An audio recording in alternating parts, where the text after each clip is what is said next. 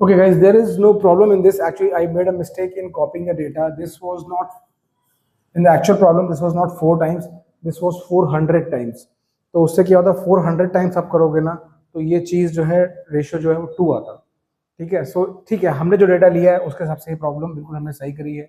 अगर यहाँ पे ये 4 टाइम्स रेशियो है तो ये आंसर आएगा। That's okay. जो एक्चुअल प्रॉब्लम बोल दूं, जो एडवांस में प्रॉब्लम आई थी वो ratio 400 R A 400 times R B था, तो उसकी वजह से जो ये आप वैल्यू डालोगे तो यहाँ पे जो है आर ए और अपन आर बी का रेशियो जो हमने 4 लिया है वो 400 था, वो this will be 400 to the power 4। ठीक है, तो देन उस केस में वो करेक्ट आंसर यहाँ पे 1/2, सॉरी इट्स 2 एक्चुअली, आंसर आपका एग्जैक्टली 2 आता अगर ये एक्चुअल डेटा हमने लिया होता। ठीक है, तो अब आगे बढ़ते हैं। एक एचसी वर्मा का सिंपल क्वेश्चन उठाया ताकि आपको ये वैरायटी भी करा दूं। इसमें क्या है कि इस प्रॉब्लम में एक ब्लैक बॉडी है जिसको एक हायर टेम्परेचर पे एक रूम में सस्पेंड किया है। तो हायर टेम्परेचर हॉट बॉडी है, उसको एक रूम में सस्पेंड करोगे तो एनर्जी रेडिएट करेगी। लेकिन हमने प्रीवॉस थ्योरी पढ़ी है कि हर एक बॉडी जो होती है जब वो रेडिएट कर रही होती है उस टाइम वो सेम टाइम पे हीट अब्जॉर्ब भी कर रही होती है सराउंडिंग से, तो ये दोनों काम एक साथ चलते हैं। और मैंने बताया था आपको कि जब rate of heat emitted is more than the rate of heat absorb तो बॉडी कूल डाउन होती है, या फिर वाइस वर्सा। तो यहाँ पे दोनों चीजें हो रही हैं, इसलिए हमको नेट आउटफ्लो ऑफ हीट निकालने के लिए बोला गया है। ठीक है, तो क्या दिया गया है, ब्लैक बॉडी है, temperature 10 centimetre square, sorry area 10 centimetre square, temperature 127 degree Celsius, it is suspended in a room which is at 27 degree Celsius. Calculate initial rate of heat loss. Initial क्यों बोला गया है, ऑब्वियस सी बात है यार कि heat जो एमिटेड होती है वो फंक्शन ऑफ टाइम होती है, फंक्शन ऑफ टेम्परेचर होती है। तो जैसे ही आपका हीट एमिट होगी टेम्परेचर लो डाउन होगा, जैसे टेम्परेचर लोअर होगा तो रेट फिर चेंज हो जाएगा। इसलिए उन्होंने प्रॉब्लम, अगर अच्छा प्रॉब्लम मेकर होगा तो ये चीज़ हमेशा आपको देगा कि कैलकुलेट द इनिशियल रेट।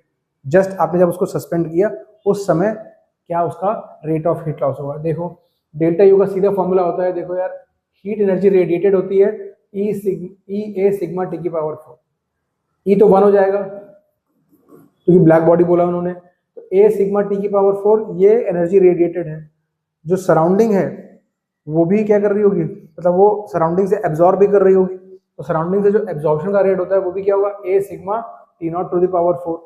तो इन दोनों का आप डिफरेंस ले लोगे, क्या आ जाएगा, ए सिग्मा टी की पावर 4 माइनस टी नॉट की पावर 4।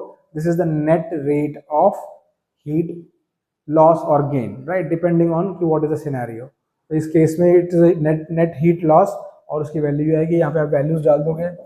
ए की वैल्यू 10 सेंटीमीटर स्क्वायर है, 10 to the power minus 4 metre square है ना। सिग्मा मैंने बताया था, आपको याद रखना है 5678, 5.67 into 10 to the power minus 8 की वैल्यू होती है स्टेफान बोल्ट्जमैन कांस्टेंट की, और टी की पावर। अब यहाँ पे ध्यान देने वाली बात है कि टेम्परेचर हमको हमेशा केल्विन में डालने होते हैं।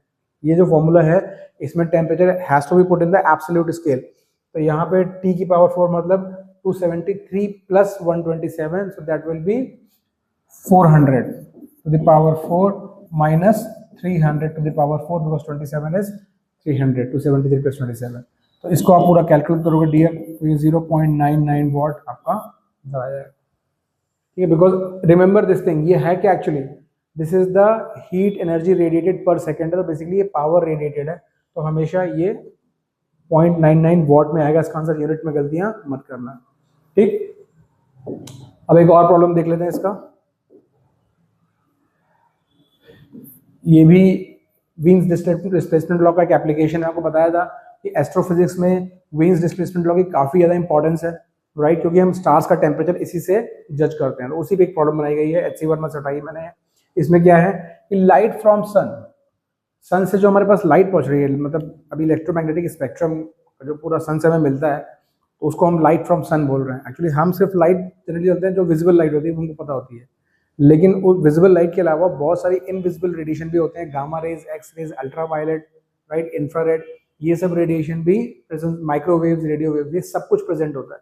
तो बोल रहे हैं कि इस पूरे स्पेक्ट्रम में जो है 470 वाला जो नैनोमीटर का वेवलेंथ पीक है, समझ गए, ये वो वाला रेडिएशन कर्व का पीक है, this is the maximum wavelength. इसका मतलब this into the temperature should be the constant, right. तो यहाँ से क्या हो जाएगा कि हम लोग बोलेंगे कि lambda M into T is equal to constant, ये मालूम पड़ गया। अब बोल कह रहे हैं कि भाई इसको हम सन को हम एक परफेक्ट ब्लैक बॉडी अगर मान लें तो find the temperature of the surface of the sun. ठीक है, ये अपने को दिया हुआ है। अपने क्वेश्चन को मतलब करना बहुत ही सिंपल है। Lambda M this is 470 nanometre, guys nanometre is 10 to the power -9 metre. Temperature हमें निकालना है, ये है 2.88 इंटू 10 to the power -3। यहाँ से आप टेम्परेचर निकालोगे दिए तो 6130 केल्विन आएगा, 6130 केल्विन। ओके, आप कैलकुलेट कर सकते हो इसको। I'm not doing the calculation ये, I'm sure all of you can do this, right. तो थोड़ा सा कभी कभी क्वेश्चंस में यहाँ पे calculation comes our way, we can not fully avoid it, but generally कैसा होता है कि जेई मेन से जेई एडवांस के क्वेश्चंस में वो रेशियो ही पूछते हैं ज़्यादातर, तो रेशियो में आप इसको कैलकुलेट कर सकते हो। So that's it. We have covered the theory of radiation in the previous video.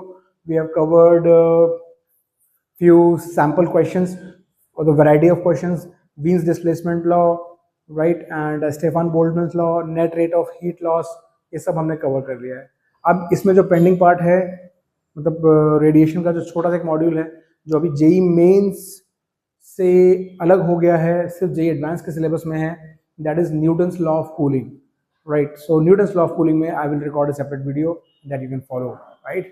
I think if you are someone who wants to segregate your advanced का preparation with mains का preparation, तो आप Newton's law of cooling को park भी कर सकते हो। अभी के लिए आप एडवांस का टाइम पढ़ सकते हो। ये टॉपिक बहुत ही स्ट्रेट फॉरवर्ड है। More of I would not say the numericals are very tough, it is in the category of standard templatized numericals.